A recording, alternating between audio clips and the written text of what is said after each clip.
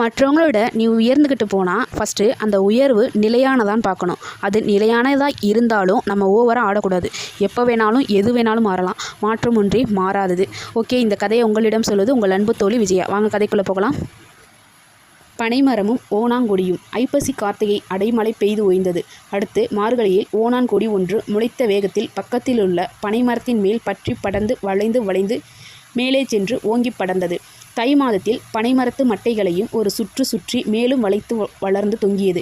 அப்போது அது பனைமரத்தை பார்த்து, ஏ பனைமரமே, பனைமரமே, 25 வருடங்களாக நீ என்ன வளர்ந்திருக்கிறாய்? என்னை பார், 25 நாளிலே உனக்கு மேலே வளர்ந்து விட்டேன் என்று எக்காலமிட்டது. ஓணாங்கொடியின் செருக்கை கண்ட பனைமரம் எதுவும் சொல்லாமல் மனதிற்குள் சிரித்து கொண்டு சும்மா இருந்து விட்டது.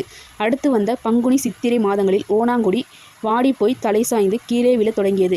கடைசியில் பனைமரத்தை நிமிர்ந்து கூட பார்க்க முடியாமல் இருந்த இடம் தெரியாமல் அழிந்து போயிற்று.